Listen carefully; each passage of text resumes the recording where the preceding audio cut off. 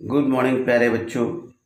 प्रथमतः उन 20 शहीद जवानों को मैं अपनी तरफ से श्रद्धा सुमन अर्पित करता हूं, जिन्होंने भारत की सीमाओं की रक्षा करते हुए अपने प्राणों की लद्दाख में आहुति दे दी। मैं उनको शत शत नमन करता हूं और जय हिंद करता हूं। मैं डॉक्टर संतोषीलाल कमल आपके बीच में 2 बैलों की कथा पाठ लेकर उपस्थित हुआ हूँ। तो आइए प्यारे बच्चों, आपको 2 बैलों की कथा से पहले शुरुआत करने से पहले मैं आपका लेखक परिचय थोड़ा सा दे दूं, संक्षिप्त परिचय। 2 बैलों की कथा पाठ की लेखक उपन्यास सम्राट, कहानी सम्राट श्री प्रेमचंद जी हैं, जिनका जन्म बनारस की लमही नामक गांव में सन 1880 में हुआ था। और इन्होंने अपनी जो साहित्य में सामाजिक सरोकारों से जुड़ी हुई विभिन्न प्रकार की कहानियाँ लिखी हैं, उपन्यास लिखी हैं। तो प्रेमचंद की कहानियाँ मानसरोवर पाठ की 8 भागों में संकलित हैं। सेवा सदन, प्रेमाश्रय, रंगभूमि, कायाकल्प, निर्मला, गवन, कर्मभूमि, योगदान, उनकी गोदान उनके प्रमुख उपन्यासों में से हैं। इन्होंने हंस, जागरण, माधुरी आदि पत्रिकाओं का सफलतापूर्वक संपादन किया। प्रेमचंद की कथा साहित्य का संसार बहुत व्यापक है। उसमें मनुष्य की ही नहीं, पशु पक्षियों को भी अद्भुत आत्मीयता मिली है। बड़ी से बड़ी बात को सरल भाषा में सीधे और संक्षेप में कहना प्रेमचंद के लेखन का प्रमुख विशेषता है। तो आइए 2 बैलों की कथा पाठ के बारे में संक्षिप्त सारांश सुन लें। 2 बैलों की कथा के माध्यम से प्रेमचंद जी ने कृषक समाज और पशुओं की भावात्मक संबंध का वर्णन किया है। इस कहानी में उन्होंने ये भी बताया है कि स्वतंत्रता सहज में नहीं मिला करती, इसके लिए संघर्ष करते रहना पड़ता है। और इस प्रकार परोक्ष रूप से ये कहानी आज़ादी के आंदोलन की भावना से जुड़ी है। इसके साथ ही इस कहानी में प्रेमचंद जी ने पंचतंत्र और हितोपदेश की कथा का पोषण, कथा परंपरा का उपयोग और विकास किया है। तो आइए जानिए 2 बैलों की कथा में प्रमुख पात्र कौन कौन से हैं। प्रमुख पात्र हैं झूरी, गया, 2 बैल जिनका नाम है हीरा और मोती। मैं पाठ की कुछ अंशों को पढ़ूंगा, बाद बाकी एक कहानी थोड़ी सी लंबी है, इसको आप विस्तार से अपनी कक्षा में या अपने घर में अध्ययन कर सकते हैं। लेकिन प्रमुख रूप से ये कहानी जानवरों में कहते हैं कि गधा सबसे ज़्यादा बुद्धिमान न होकर बुद्धिहीन समझा जाता है। हम जब किसी आदमी को पहले दर्जे का बेवकूफ़ कहना चाहते हैं तो उसे गधा कहते हैं। गधा सचमुच बेवकूफ़ है या उसकी सीधेपन, उसकी निरापद सहिष्णुता ने उसे ये पदवी दे रखी है। तो गधा कैसा है? गधा सीधा है, इसलिए गधा सीधेपन का स्वभाव लिए हुए होता है। उसकी निरापद सहिष्णुता ही उसे ये पदवी दी हुई है। इसका निश्चय नहीं किया जा सकता। गायें सींग मारती हैं, ब्याई हुई गाय तो अनायास ही सिंहनी का रूप धारण कर लेती है। कौन जानवर? गाय। बहुत होता है। तो आइए आपको गद्यांश की कुछ और अंशों से रूबरू कराएं। झूरी काची के दोनों बैलों के नाम थे हीरा और मोती। किसके बैल थे हीरा और मोती? झूरी के 2 बैल थे। दोनों पछाई जात की थे, देखने में सुंदर, काम में चौकस, चील में ऊंचे थे। तो ये बात है। और यहाँ से उनका जो साला है, एक बार वहाँ से झूरी का जो साला है गया, वो वहाँ से उन 2 बैलों को अपनी खेती करने के लिए ले जाता है। रास्ते में मारता पीटता है गया, और आखिर जब शाम को घर पहुँचता है तो वही सूखा चारा उनके सामने डाल देता है, जिसको कि हीरा और मोती खाने से मना करते हैं, नहीं खाते। वहाँ पर गया की एक छोटी सी बालिका होती है, उस पर बहुत दया आती है, बैलों पर दया आती है और वो बैलों की मदद करती है। आखिर रात में दोनों बैल वहाँ से निकल पड़ते हैं और जाते जाते किसी खेत में चारा खाने लगते हैं। तो उन्हें खेत का मालिक उन्हें पकड़कर काजी हाउस में बंद कर देता है। और काजी हाउस में जब बंद कर देता है तो काजी हाउस की वह स्थान है जहाँ पर लावारिस या पकड़े गए जानवर रखे जाते हैं। चौपाई जो भी जानवर हों, गाय है, बैल है, बकरी है, भैंस है, इस प्रकार के पालतू जानवर वहाँ रखे जाते हैं और उनकी प्रतिदिन गणना की जाती है, जिससे कि कहीं देखा जाए भाग न जाए। तो यहाँ पर आपको समझना होगा, इस काजी हाउस से भी वो लोग सींग मार मार कर दोनों मित्रता में रहते हैं और उन्हें तोड़ करके काजी हाउस से वो बाहर आ जाते हैं और झूरी के यहाँ वो पहुँच जाती है। ये है कहानी। तो इसलिए एकता और संगठन में वह ताकत है जो बड़ी से बड़ी मुसीबत को पार कर देती है। तो आइए आपको हम कहानी से कुछ प्रश्न कर लें। काजी हाउस में कैद पशुओं की हाजिरी क्यों ली जाती है? क्योंकि वहाँ पर ये देखा जाता है कि कोई जानवर बाड़े से बाहर तो नहीं चला गया। छोटी बच्ची को बैलों के प्रति प्रेम क्यों उमड़ाया? वह छोटी बच्ची को प्रेम इसलिए उमड़ाया कि दोनों बैल बहुत प्यारे थे और उन्होंने खाना भी मना कर दिया था, खाना नहीं खाते थे। कहानी में बैलों के माध्यम से कौन कौन से नीति विषयक मूल उभर कर आई? बैलों के माध्यम से लेखक बताना चाहता है कि जहाँ एकता है, जहाँ संगठन है, वहाँ मनुष्य बड़ी से बड़ी मुसीबत को पार कर सकता है। ये आज़ादी आंदोलन से पाठ है। जब भारतीय जनता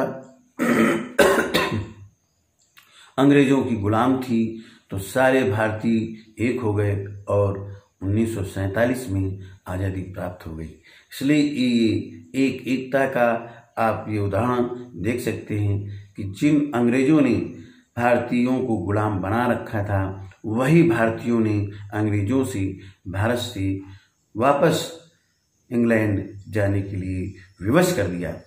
तो इस कहानी में एक ये भी बात है कि मित्रता कैसी होनी चाहिए। मित्रता ऐसी हो, सुदामा और कृष्ण जैसी मित्रता, जिसमें किसी भी प्रकार का भेदभाव नहीं होता है, न गरीब का, न अमीर का, न धर्म का, न जाति का। तो एक तो मित्रता का भाव उभरता है, दूसरा भाव उभरता है एकता का भाव, और तीसरा ये होता है कि अपने मालिक के प्रति पूर्ण रूप से समर्पण। दोनों बैल हीरा और मोती दोनों अपने मालिक झूरे के प्रति बहुत समर्पित थे। इसीलिए गया के यहाँ से भागकर पूरी रास्ता तय करते हुए, बड़ी मुसीबत को पार करते हुए अपने मालिक झूरी के पास आ गए थे। प्रस्तुत कहानी में प्रेमचंद ने गधे की किन स्वभावगत विशेषताओं के आधार पर उसके प्रति रूढ़ अर्थ मूर्ख का प्रयोग न कर किस नए अर्थ की ओर संकेत किया है?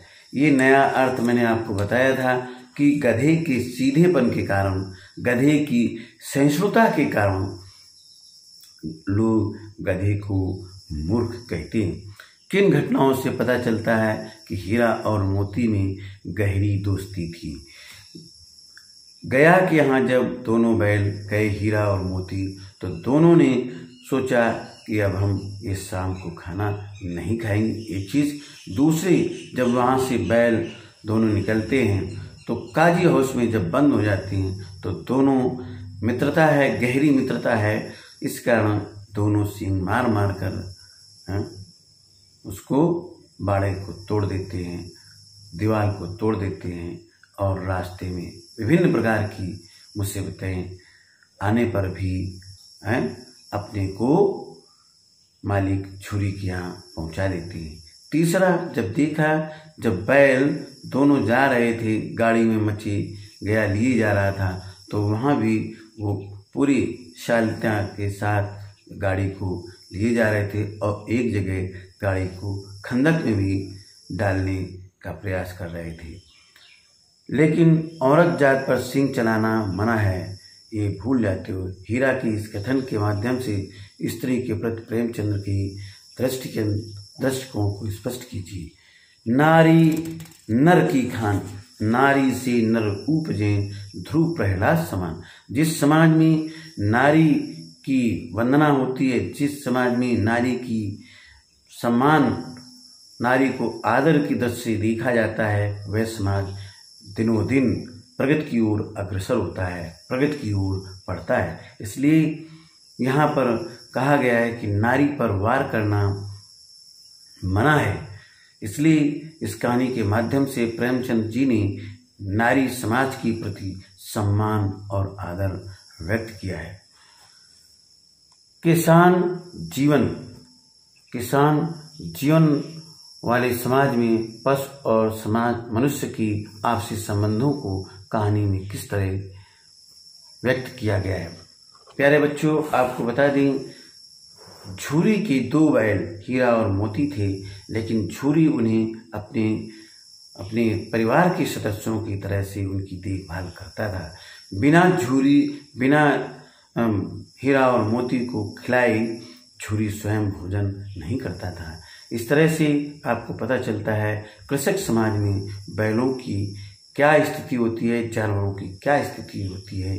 गाय है, बैल है, भैंस है, इनको किसान अपने प्राणों से प्रिय उन्हें मानते हैं, अपने बाल बच्चों की तरह से उनकी सेवा करते हैं। और मध्य प्रदेश में, महाराष्ट्र में एक पोड़ा एक त्यौहार मनाया जाता है, जहाँ पर जानवरों को बहुत सजाया जाता है, उनको विशेष ध्यान दिया जाता है। तो हम कह सकते हैं कृषक समाज में जानवरों को जानवर न समझकर परिवार का हिस्सा समझते हैं, उनकी देखरेख निरंतर होती रहती है।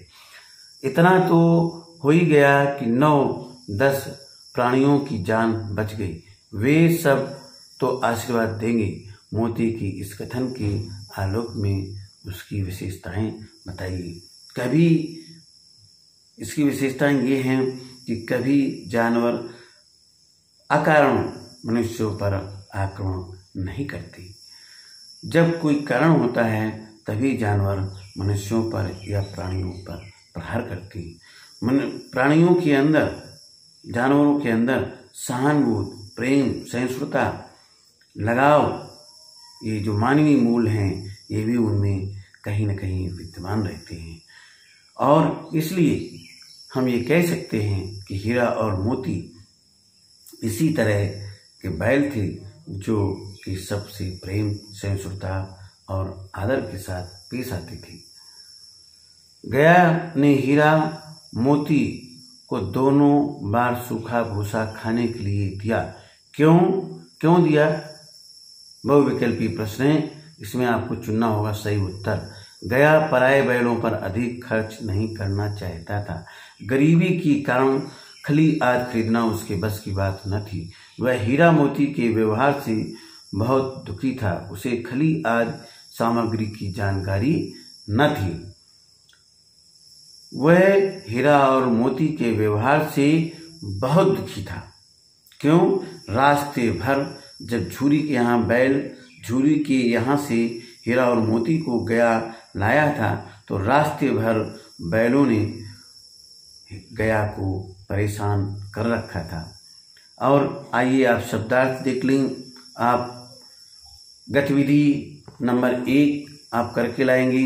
गतिविधि नंबर 1, आपके गांव में किस प्रकार के जानवर होते हैं, उनके क्या क्या नाम हैं, उनके स्वभावगत रीत रिवाजों, उनकी आदतों का वर्णन कीजिए। गतिविधि नंबर 1। गतिविधि नंबर 2, आपके घर में सबसे प्रिय जानवर कौन लगता है, उसके बारे में आप संक्षिप्त में लेख लिखिए।